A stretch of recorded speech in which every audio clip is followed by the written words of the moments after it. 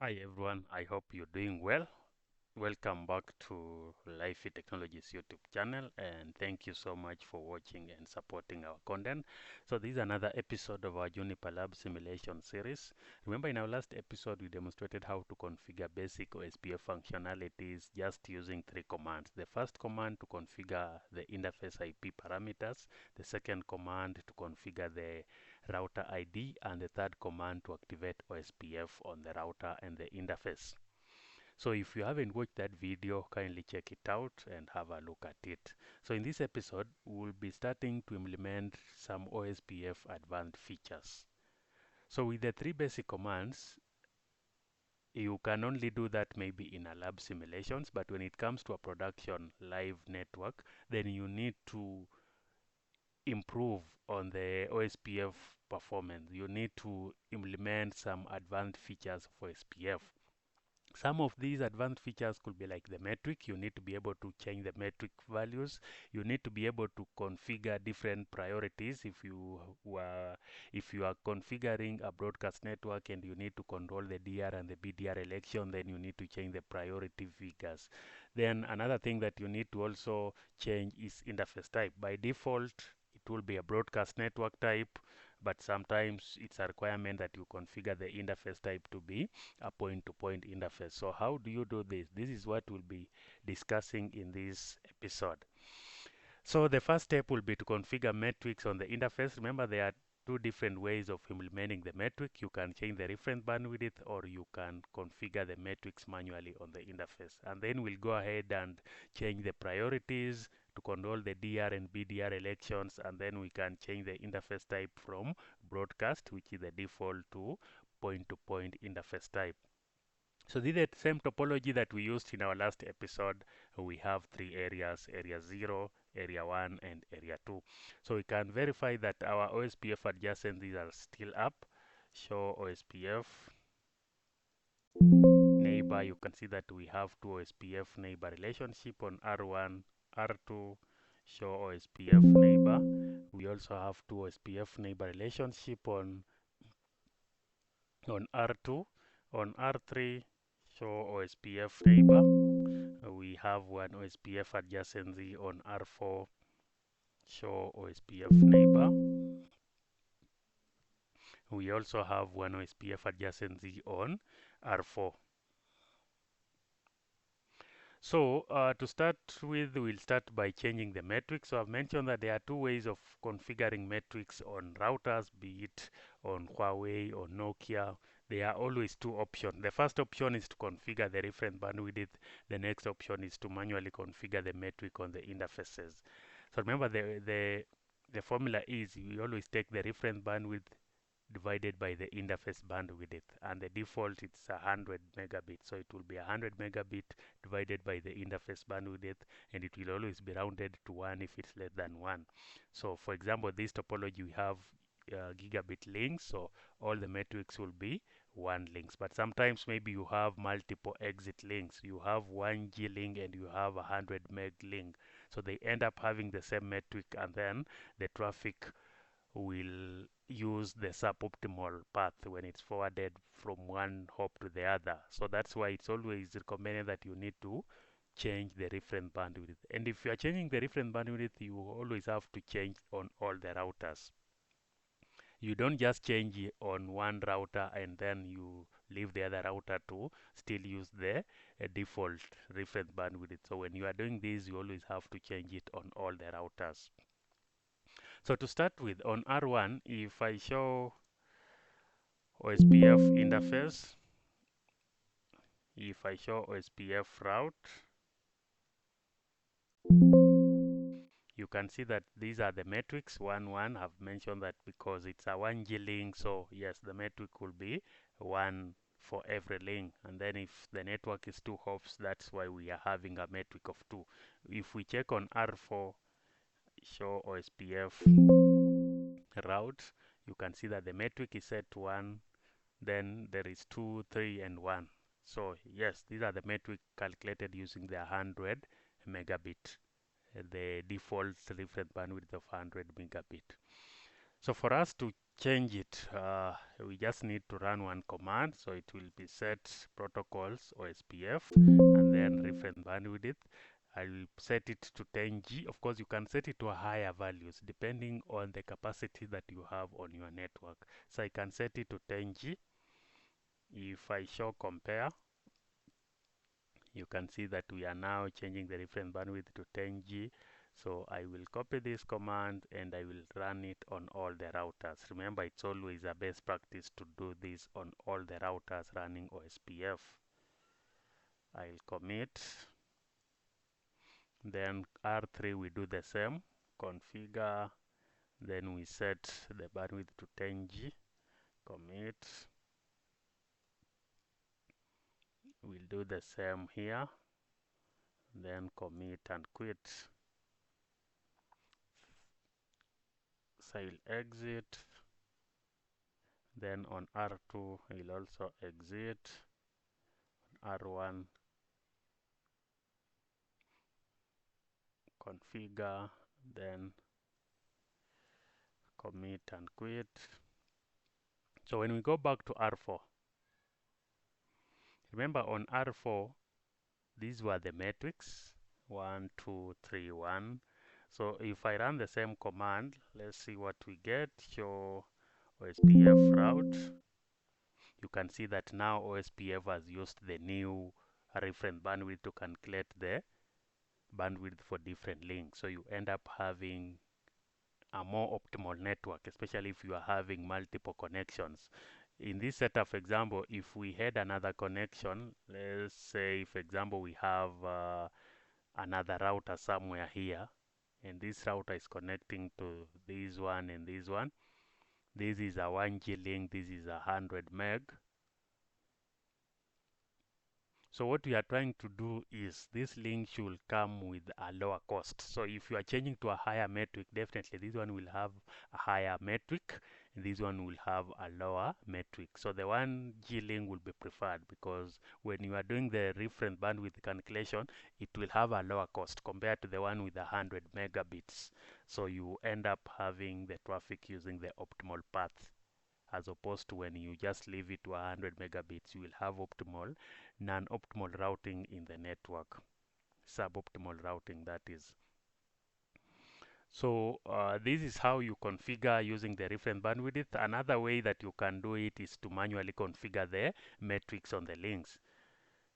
So I can configure for the manual, as much as you have done the reference bandwidth, we can still go ahead and configure the metrics on the interfaces. And the one that is configured on the interface will take precedence. So on this router 4, if I go to configuration mode and then set protocols OSPF, interface, we need to be area, this is on router 4, it's in area 2.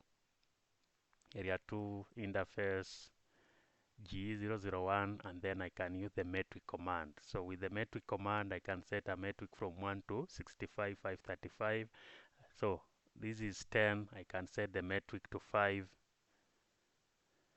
and then commit and quit. I can do the same on R1, the interface between R1 and R4. So I'll go to R1, configure, set protocols, OSPF, area 2, interface G001, and then I can set metric to 5, commit and quit. We go back to R4. If now I run the command again, show OSPF route, you can see that now it has taken the cost configured on the interface. So if you configure the cost on the interface, this one will take precedence and then it will be used in the calculation.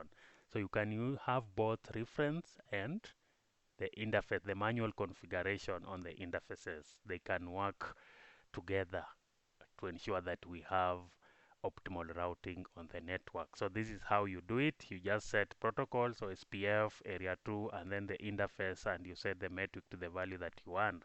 Of course, if you've done this on router 4, it's good practice to also do the same on the interface connecting R1 and R4. So this is it for cost calculation. The next thing is on the priority. So priority is used to select the DR and the BDR. Of course, the router with the higher priority will be selected as the DR. And by default, you have seen that all the routers have a priority of 128. So you can adjust these priority values to ensure that we control who will be the DR and the BDR. On R4, for example, if I run show OSPF neighbor, show OSPF interface, you can see that this is the BDR. So this is okay. But sometimes you will find that R4 has become the DR. And this one could lead to suboptimal routing because we always want like the ABR should be the DR. So how do you control the DR and the BDR election? You can always change the metrics. So in this setup, let's check R3, show OSPF neighbor, show OSPF interface. So this is still also the BDR, which is okay. But some instances you could find that R3 is the DR and then R2 is the BDR, which is not okay. So for us, just to demonstrate how you can change the DR, the BDR priority on R3, we can do configure, set protocols, OSPF. It is area 1. You can always use question marks. We are configuring it under the interface G001, and then under this one you can see that we have the priority. So the priority will always range from 0 to 255. So we can change it to 255, the highest, commit, then exit. If I do show OSPF interface,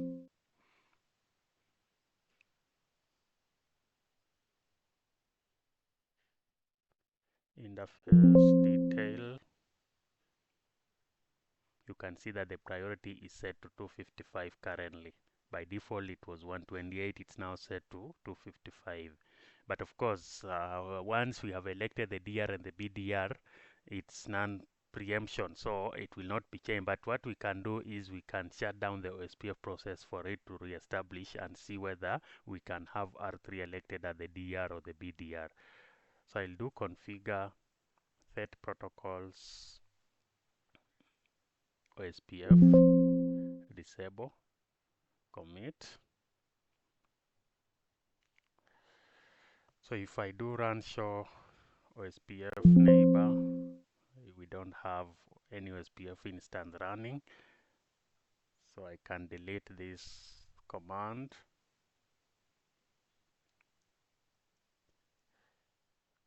Commit, exit, show OSPF neighbor. We now have an adjacency that is up. Show OSPF interface. Still the DR and the BDR. Sometimes the DR and BDR selection process will always depend on some other factors like which router first comes up. So if R2 comes up first, it will definitely be the DR or the BDR. But when they come up at the same time, then we can control the DR and the BDR election process. So on R2, I can also do a disable and see whether we can have R3 elected as the DR. Set protocols, OSPF, disable.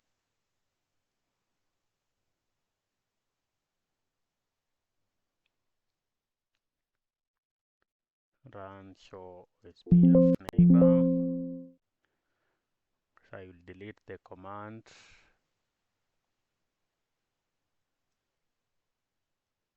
Commit. And go back to R3. Now you can see that R3 is now the DR. Show OSPF neighbor. Show OSPF interface. detail with a priority of 255. So now this one has a priority of 255. This router has a priority of still 128. So that's why the one with the higher priority of 255 is elected as the DR, and this one will be the BDR. When I check on R3, R2 show OSPF interface, you can see that now this one is the BDR and the DR is 3.3.3. So this is how you control the DR and the BDR election. You just need to change the priority of the OSPF on the interfaces, and you are able to control the DR and the BDR on whichever router that you want to be. Many times you may have to restart the OSPF process to ensure that you are able to have the re-election of the DR and the BDR. So the next and the last part that we need to look at is the interface type. So we have many interface types when it comes to OSPF, and the most common one, broadcast and the point-to-point. So when you don't change anything, then it's broadcast. It will be broadcast by default. And in broadcast network, we have the election of the DR and the BDR, which delays the network convergence. So sometimes we need to control, we need to stop this DR and BDR election process, especially when we are not on a broadcast network.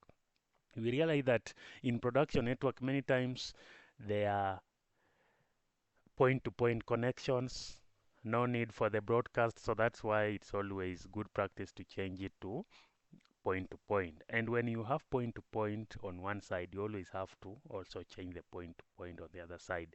You cannot have broadcast on one side and point to point on the other side. So to demonstrate this, we can change the network type between R1 and R2 to be point to point. But first we'll start by changing only R1. So on R1, I'll do configure and set protocols OSPF. It is area 0, interface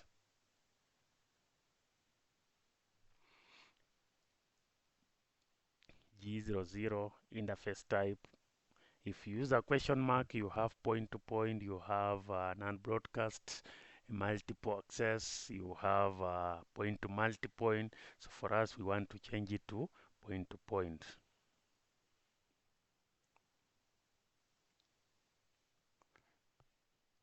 Use show pipe compare, commit.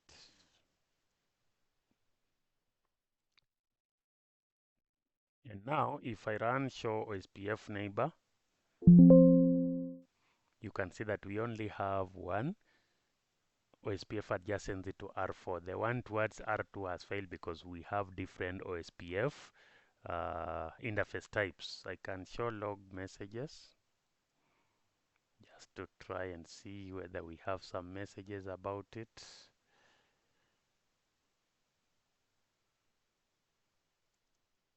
This one we'll have in a separate session. Let's just go ahead, but the adjacent has failed because we have point to point in this side, we have broadcast in this side. On R2, show log messages, maybe merge OSPF.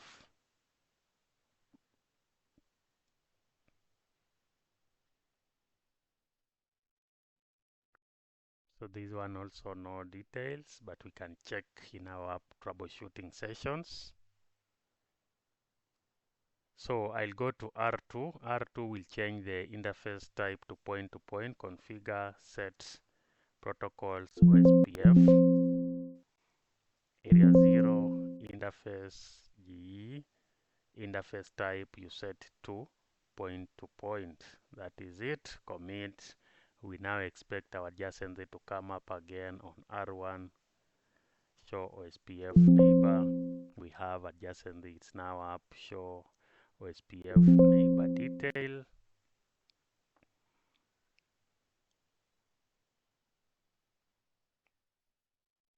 We can also show OSPF interface. You can see that now this one is set to point. So with point to point, of course, we don't expect the DR and the BDR to be elected, but you can see the one towards R4, we still have it set to broadcast, which has DR and BDR elections. So you just need to use this command. One command, you set interfaces, you set protocols, OSPF interface G00, and then interface to point, and remember that you always have to do it on both ends. So this is it for this episode. I hope you've enjoyed it. If you have any question, feel free to reach out and comment on this video. As we wait for our next episode, we'll be exploring much more other advanced features of SPF. And if you haven't subscribed to our channel, kindly subscribe and stay tuned for more upcoming videos on Juniper Lab simulations. Thank you and see you in our next episode. Bye.